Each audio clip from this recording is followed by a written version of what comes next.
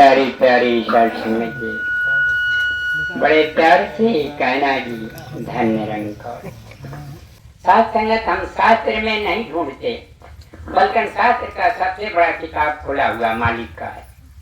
क्योंकि किताबों में खुदा होता तो मुर्शिद क्यों रखते? किताब में तो खुदा है नहीं कि किताब पढ़ लें तो परमात्मा मिल जाएगा। किताब के पढ़ने से परमात्मा जिंदगी भर नहीं मिलेगा। किताब में नुस्खा लिख दिया गया है कि परमात्मा को ऐसे ऐसे पालो। दूसरी बात, किताब में हमारी शख्सियत लिखी है, हमारी काबिलियत लिखी है, हमारी जाति बिरादरी की बात लिखी है, हमारी नीचता और ऊंचता की बात लिखी है।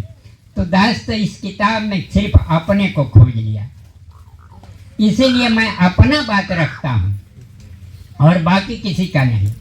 देखिए, लिखा है किताब में बड़े भाग मानुष तन पावा, लिखा है किताब में बड़े भाग पावहि सतसंगा, बड़े भाग से गुरु मिले। ये आपका कर्म है, ये हमारे लिए नहीं है। आप कहोगे कि आपका भी भाग्य है, नहीं नहीं, ये मेरा भाग्य नहीं, ये उनके लिए भाग्य है जिन्होंने वाणी के साथ व्यापार किया। अब कहोगे कि झूठ बोलता है, किताब साक्षी है, मालिक भी साक्षी है। क्योंकि भाग्य तब बनता है जब कर्म किया जाए। आप बताओ, भाग्य कब बनता है? कर्म जब किया जाए। भाग्य कर्म के अधीन होता है, इसलिए आप सभी कर्म योगी हैं। आपने कर्म किया तो पुण्य पुण्य बिन मिला ही न संता। किताब मिलाइए। करोड़ों जन्मों का पुण्य जब उदय होता है तो परमात्मा दर्शन देता है। किताब मिलाइए। करोड़ों जन्मों का पुण्य जब एकत्रित होता है तो गुरु मिलता है। किताब मिलाइए। ये किसके लिए है? आप महापुरुषों के लिए, आप कर्म योगियों के लिए। धन्यवाद। आप कितने कर्म योगी हैं।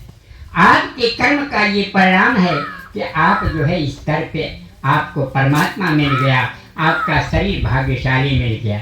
लेकिन हमारे किसी कर्मों का परिणाम नहीं है कि मैंने ये शरीर को अपने कर्मों के आधार पर पाया है, और न ही यह सत्संग अपने कर्मों के पुण्य का कोई प्रताप है, और न ही किसी प्रकार का मैंने कुछ तपस्या किया है जिसका मैं वरदान चाहता हूँ, और न कोई किसी प्रकार का कर्म किया हूँ जिसका परिणाम चाहता हूँ, और न कोई किसी प्रकार का नेकी किया हूँ जिसका इनाम चाहता हूँ।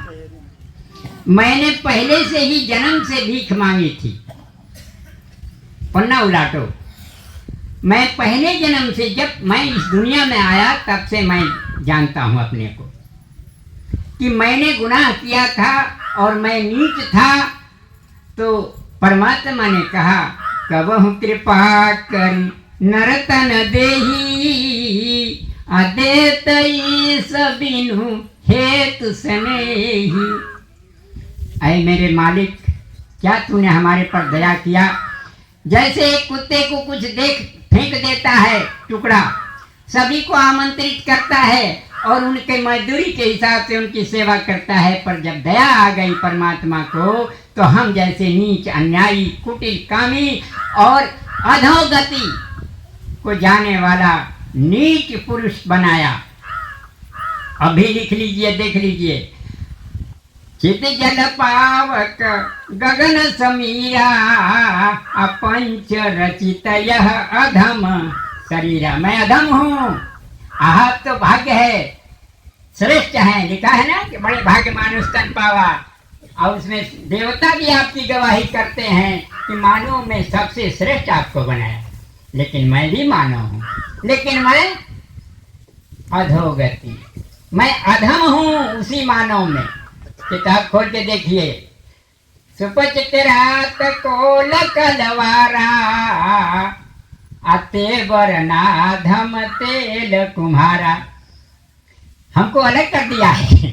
हम इस दुनिया के रहने वाले, हम परमात्मा से सबसे नीच हैं। तेली, कुम्हार, डोम, भील, हलखोर, 6 जातियां देख लीजिए। किताब गवाह है हमारा। और मैं ही इस दुनिया में रहने वाला परमात्मा का भेजा गया भारत का निवासी हूँ। मैं बिना कर्म का हूं, मैं नीच था और अब भी विनती करता हूं कि परमेश्वर मुझे इसी नीच खानदान में फिर भी जन्म देना, ताकि मेरी नीचता पर तरस खाने वाला तू है और कोई नहीं। बाकी किसी से पूछ लीजिए कि परमात्मा के सिवा कोई ऐसा नहीं जो पापी को तारे, जो नीच को उबारे, जो ये नहीं देखता कि ये कुरूप है, ये बदसूरत है, ये नहीं देखता कि ये बड़ी जात का है, इसका कर्मों को कुछ नहीं देखता। क्योंकि भिखारी धर्म अधर्म नहीं जानता, ऊंच नीच नहीं जानता, उसे तो अपने केवल भीख की चिंता होती है। उसी तरह हे परमेश्वर, मैंने शुरू से तुझसे भीख मांगा था और आज भी भीख मांग रहा हूँ कि मैं पहले से ही नीच और अधम था, तो तुम्हारी कृपा हो गई। यही सरियावत बड़ी कठिनाई और राम कृपा बिनवाई न जाही, तो आज की कृपा ने यहाँ पर भेजा है, मेरे कर्मों ने नहीं भेजा है। जहाँ पर कृपा राम कर हुई, अब पाँव धरते ही मार्ग सोई। धन्यवाद हे परमेश्वर, तुम्हारी कृपा हुई तो मैं यहाँ आया, मेरे कर्मों का कोई परिणाम नहीं, इसलिए आप कर्मयोगी को कोटि कोटि प्रणाम करता हूँ। आप महापुरुष हैं, महामानव हैं, आप देवता हैं, आप मेरे कर्मों का साक्षी। इसलिए झूठ कभी नहीं बोला और न बोलूंगा। झूठ कभी बोलने की आदत नहीं, इसलिए कि जब परमात्मा साक्षी खुद देखता है तो मैं आपसे झूठ क्यों बोलूं। ज्ञान का साक्षी आपको पता है क्या है? ज्ञान का साक्षी इंसान का कर्म है और कर्म का साक्षी उसकी आत्मा है। मैं खूब खूबसूरत बोलता हूँ, मैं खूब खूबसूरत आपके साथ काम कर रहा हूँ, परंतु किस ध्येय से आपका सेवा कर रहा हूँ वो मेरी आत्मा जानेगी।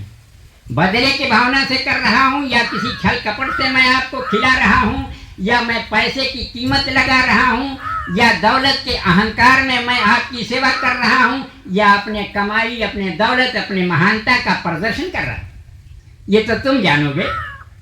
ये दृष्टि तो जैसा है ना, बात भी तो सही है कि 100 यज्ञ किया परंतु 5 खिलाने वाले से और 5000 खिलाने वाले में अंतर हो। इसीलिए मैं नीच हूँ, मैं अपनी नीचता, अधीरता, कायरता, इसके लिए आपके सरे दरबार पर, दरी चौकट पर सर झुकाने आया हूँ कि मैंने केवल आपसे गुनाह किया, क्या जो आपसे दूरी बन गई। मेरा गुनाह क्या है? परमात्मा से दूर होना, और बाकी कोई गुनाह नहीं। अगर गुनाह से गुनाह किया है, पापी से पापी किया है, लेकिन निकट आ गया है तो गुनाह सारे जल के माफ हो जाते हैं। सनम कहो ही जीव जब मोही, कोटि पाप नाश ही तो ही। ये तो मैले का, ये तो चंदन का, ये तो बेहरे का, ये तो सुअर का, ये किसी गरीब की लकड़ियां ला करके डाल दो, अग्नि उसे शुद्ध बना देती है। उसी तरह से परमात्मा किसी के कर्मों को नहीं देखा है। हमारे आपके कर्मों को भले देखा हो, आप कहिए कि मेरे कर्मों का परिणाम है, परंतु हम पर दया किया है। इसलिए है करुणा निधान दयावान, शरणागत व शरणार्जनों के रक्षक, मैं तेरी शरण आया, मेरी रक्षा करो। बस मैं यही इसीलिए यहाँ पर आता हूँ, मैं अपने गुनाहों के माफी के लिए, और तुझसे उसी दया की भीख अब भी मांगूंगा। और भिखारी जो है कभी घाटा नहीं लगता, ये समझ लीजिए। व्यापारी को घाटा लग सकता है, भिखारी को कभी घाटा लगा देखा है? नहीं घाटा लगता, इसलिए कि आज मिला चला गया तो कल फिर देगा। भिखिए जब मांगना है, और आप तो कर्म योगी हैं, आपका कर्म सही नहीं हुआ तो कभी आप नीचे भी गिर सकते हैं, क्योंकि परमात्मा से आपने कर्म की मजदूरी मांगी है। आप अपने जो है देवताओं से अपना सौदेबाजी किया है, तो जब सौदा करोगे तो कभी घाटा भी होगा ना। तो जो मिन्नतें मांगते हैं और दुपट्टा चढ़ाने का ख्याल करते हैं, जो मिन्नतें मांगते हैं और भोजन खिलाने का अहंकार करते, जो किसी देवता को कुछ देने का करते, व्यापार करोगे आज फायदा हो जाएगा। कहोगे देवता ने बड़ी खुश होकर के हमारी मेहरबानी की है कि 5 रुपये के प्रसाद में 5 लाख दे दिया, कभी वही घाटा लग जाएगा तो कहोगे कि अब ये दर हटा दो, ये दर बड़ा गड़बड़ है। तो आपने तो व्यापार किया, तो व्यापार में तो घाटा मुनाफा होगा ही, लेकिन परमात्मा मैं तुझसे प्यार किया, से कहना